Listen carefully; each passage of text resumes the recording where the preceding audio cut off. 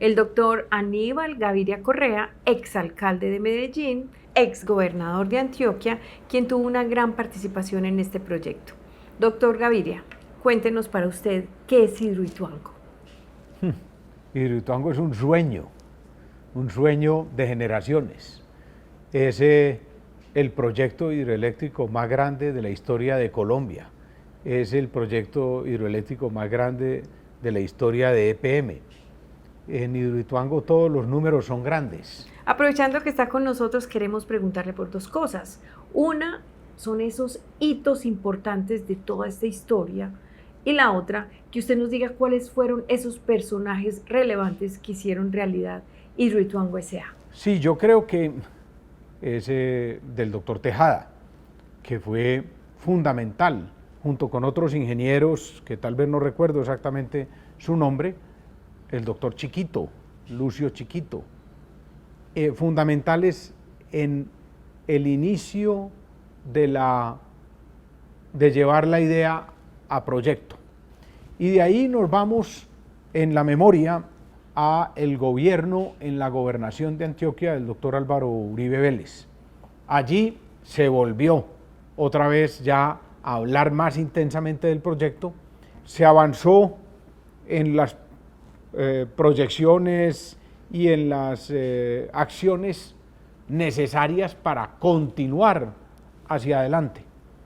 Ahí hay un hito también importante de un nuevo impulso. Y de ahí, ya digamos, la memoria me lleva al gobierno de mi hermano Guillermo, entre el año 2001 y el año 2003, en donde el proyecto vuelve a tener un impulso y un avance, se siguen avanzando en los aspectos preliminares, estudios, análisis económicos, análisis ambientales, y ya pues llegamos al gobierno nuestro, el primer gobierno de la gobernación de Antioquia en el año 2004-2007. Ahí, con mucha satisfacción y con mucho orgullo puedo decir que pude empezar yo a pasar de haber escuchado por 20 o 30 años hablar de el proyecto Hidroituango a tener la posibilidad desde el gobierno de Antioquia de apoyarlo e impulsarlo. Siempre fui, desde las primeras frases de mi padre y las conversaciones con mi hermano Guillermo, hasta mi primera gobernación, un gran convencido de Hidroituango. Y en ese gobierno, estando nosotros en la gobernación y en la alcaldía Sergio Fajardo y en la gerencia de EPM Federico Restrepo, alcanzamos dos hitos trascendentales de acuerdo entre las dos instituciones, alcaldía y gobernación. Uno es el de la equidad tarifaria. La gente tal vez no se acuerda, pero de ahí, de ese gobierno 2004-2007 hacia atrás, las tarifas de energía en Antioquia eran más caras en los municipios de Antioquia que en los municipios del área metropolitana, lo que constituía una gran inequidad, una gran desigualdad. Acordamos con Federico, con Sergio y con el trabajo de otros en la gobernación, la equidad tarifaria, que era una senda para que en el transcurso de unos 2 años las tarifas de energía fueran todas iguales, logrando una gran equidad para los municipios por fuera del área metropolitana. Y en esas conversaciones involucramos también lo que llamamos la paridad accionaria en Hidroituango. En ese momento, cuando yo llegué al gobierno, Hidroituango, la sociedad de Hidroituango, que era la responsable en el futuro del proyecto, teníamos en la gobernación aproximadamente un 32%, y la alcaldía con EPM aproximadamente un 67%. Y entonces yo le propuse a Sergio y a Federico, hagamos una paridad accionaria para que quedemos con la misma proporción accionaria, cada uno con el 49 y pico y los dos casi con el 99 o algo así. Y desarrollemos conjuntamente, como debe ser el gran proyecto de Antioquia. De lo que usted recuerda, cuéntenos qué pasó después, cuando usted salió de la gobernación. ¿Cómo podría describir todos esos momentos? Sí, después de eso vino un nuevo gobierno en Antioquia, en Medellín, y allí se produjeron varias situaciones que son muy conocidas de la opinión pública. Yo no tengo todos los elementos sobre eso, lo tienen los actores que estuvieron allí directamente, pero se produjo un episodio que fue denominado la toma hostil. Como nosotros habíamos hecho la paridad y EPM y Alcaldía de Medellín y Gobernación, las dos grandes instituciones, Alcaldía y Gobernación y Alcaldía a través de EPM, éramos dueños de más del 99%, quedaba un 1% más o menos ahí entre minoritarios.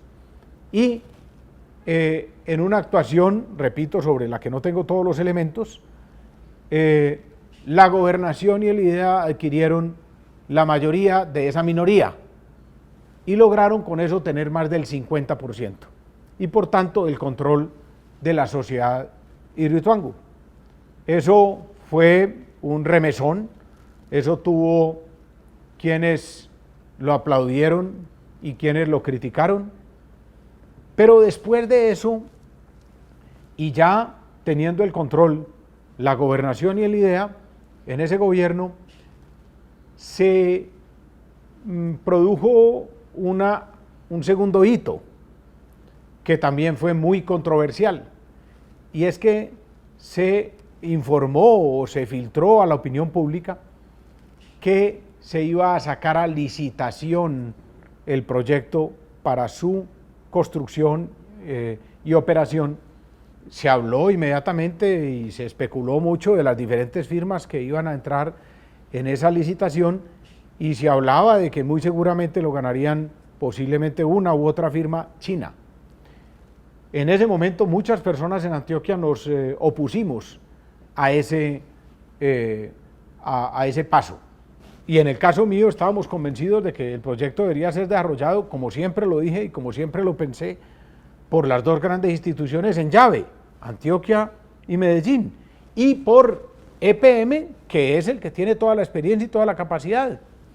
Esa era la lógica, y así lo expresé públicamente junto con otros dirigentes antioqueños, y la presión fue tan fuerte que eso se revirtió, y de allí nació la decisión del contrato BOOMT entre la sociedad de Hidroituango, propietaria del proyecto, y Empresas Públicas de Medellín, que era la institución, por supuesto, capaz y idónea para hacer el proyecto. Muy bien, doctor. Todos sabemos que usted estuvo en la gobernación de Antioquia 2 veces.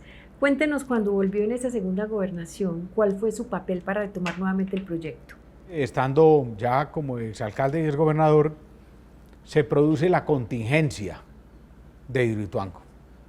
Y eso fue un golpe enorme para todos. Fue una situación supremamente crítica.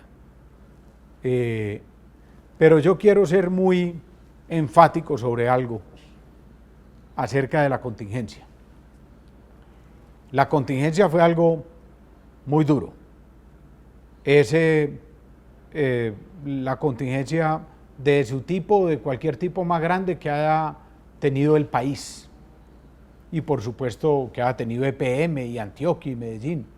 Eso desató, desafortunadamente, enemistades que estaban dormidas contra Antioquia, y desató oportunismos, y tengo que decirlo con total franqueza, que quisieron cebarse en la sociedad de Hidroituango, en Medellín, en Antioquia, en los antioqueños. Pero esta contingencia, lo digo contundentemente, fue bien manejada.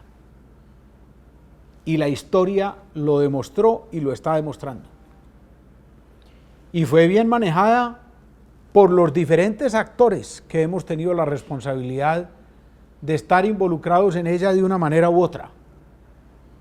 Fueron otros gobiernos los que manejaron la contingencia directamente, pero fuimos los gobiernos anteriores, por ejemplo, los que hicimos la contratación de los seguros que permitieron el pago después de los mismos. Entonces, unos y otros me parece que manejaron y manejamos bien la contingencia. ¿Y por qué lo digo? Los efectos de una contingencia se miden primero que todo, en la pérdida o la afectación grave de vidas humanas. La contingencia más grande de la historia de Colombia, no se perdió una sola vida. Y eso muchos han querido tergiversarlo y muchos han querido desaparecerlo, desconocerlo. No, mire, EPM, Antioquia, la sociedad de Hidroituango, los técnicos, toda la gente se concentró en proteger la vida y no se perdió una vida en una contingencia de miles de millones de dólares, de las dimensiones técnicas y de las dimensiones naturales que significa el río Cauca.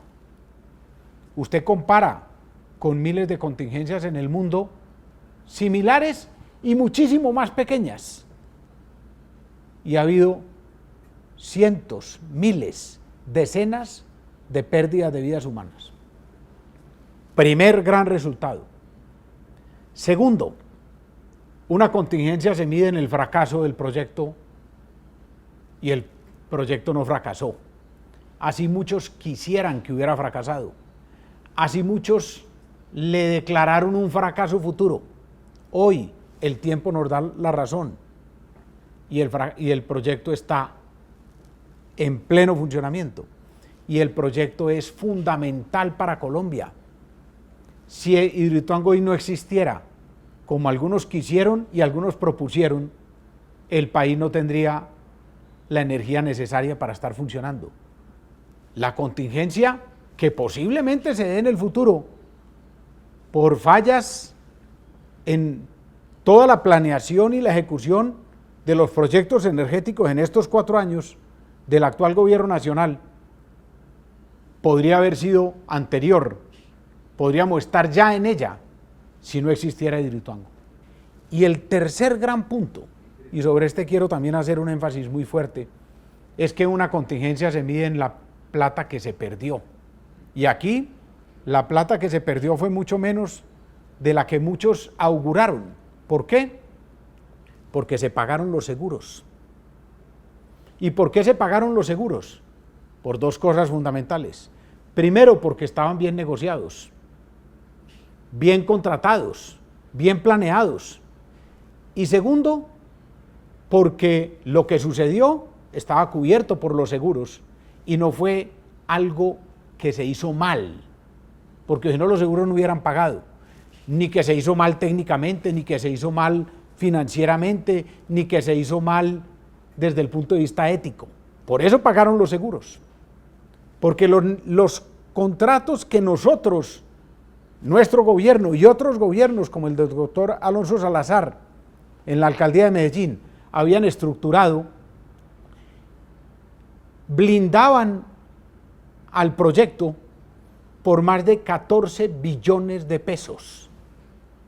Yo siempre me pregunto y le preguntaré al país, ¿por qué se negoció por 4 billones si los seguros cubrían 14? Alguien me dice, no, es que los seguros cubren 14, pero nunca los seguros pagan todo. Listo, que paguen el 70%. El 70% da 9 billones o más. Listo, que paguen el 50%, da 7 billones, no 4 billones. ¿Por qué se negoció por 4 billones? Muchos tendrán que responder en el futuro. Bueno, vamos a hablar un poquito del tema empresarial. ¿Usted qué cree que significa para un departamento como Antioquia tener una empresa con los ingresos que genera Hidroituango S.A.? Siempre defendía a Hidroituango como gobernador en el periodo 2004-2007, como alcalde en el periodo 2012-2015, y al llegar a la gobernación nuevamente en el periodo 2020-2023, ya era todo el avance de la recuperación de Hidroituango y continué defendiendo a Hidroituango frente a los ataques de los oportunistas y frente a los ataques de los enemigos gratuitos que siempre hemos tenido del proyecto de EPM y de Antioquia.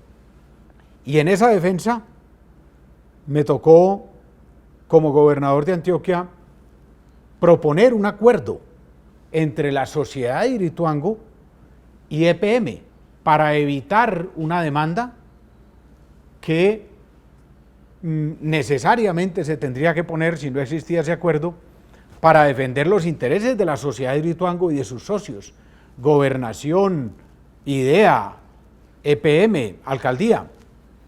Desafortunadamente, con la administración de EPM de esa época y con la administración de Medellín de esa época, fue imposible avanzar en cualquier acuerdo.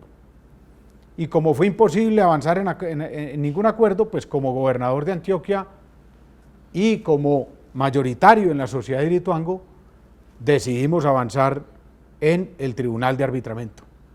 Y otra vez tuvimos la razón.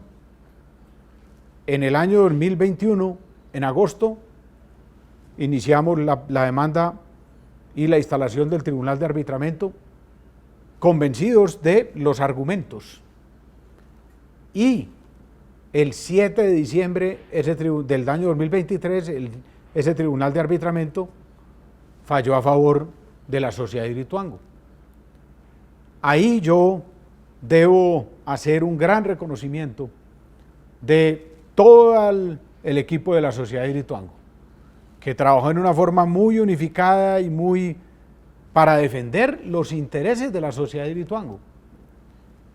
Y entre ellos, pues obviamente el gerente Javier Darío Toro y el núcleo jurídico, que en la empresa era el doctor Héctor Fabio Vergara y el asesor externo Luis Alfonso Bravo, y los 3 abogados que contratamos de la primera nivel para defender a la sociedad de Hidroituango, el doctor Guillermo Vargas, el doctor Jorge Octavio Ramírez, que murió en el año 2024, pero que afortunadamente pudo ver el éxito de parte de su gestión en diciembre del 2023, y el doctor William Amén. Hago esa mención porque son fundamentales en todo este proceso estos actores, además de muchos otros anónimos que estuvieron involucrados en la defensa de los intereses de la sociedad de Hidroituango. Posteriormente, en el año 2024, cuando ya no era gobernador, con esos mismos abogados, la siguiente gobernación, la gobernación actual, también avanzó en otra demanda arbitral por el hito número 10, y quiero celebrar que en el año 2025, en diciembre, ya la gobernación, EPM, la alcaldía, la sociedad Hidroituango llegaron a un acuerdo entre todos, como lo propuse desde el principio, como se lo propuse a la alcaldía y a la gerencia de EPM desde el 1 de enero del año 2020, cuando llegué a la gobernación, y como siempre hicieron oídos sordos. Quiero recordar algo: después de haber interpuesto la primera demanda arbitral en agosto del año 2021, seguí abogando por un acuerdo, pero siempre con oídos sordos de la administración de Medellín de esa época y de la administración de EPM de esa época. Hoy celebro que las cosas hayan llegado a donde debieron haber llegado desde el principio, a un acuerdo para el beneficio ¿de quién? De toda Antioquia. Y Antioquia es la sombrilla grande. Antioquia incluye a EPM, Antioquia incluye a Medellín, Antioquia incluye a la sociedad de Hidroituango. Toda Antioquia y todos los antioqueños nos beneficiamos con ese acuerdo llegado el año 2025, que permitirá unos recursos de un fondo con los recursos de esas demandas, pero que también permite ya despejar totalmente el futuro de Hidroituango y que se convierta, como desde el principio queríamos quienes soñamos con Hidroituango y quienes contribuimos a la construcción de Hidroituango, en una fuente de recursos constante. No solo serán los recursos de este fondo, sino una fuente de recursos constante para el beneficio de EPM, de Medellín y de Antioquia. Muy bien, y de esta manera terminamos este espacio con la participación del doctor Aníbal Gaviria Correa, ex gobernador de Antioquia, exalcalde de Medellín, quien nos ha contado esos momentos tan importantes de la historia de Hidroituango S.A.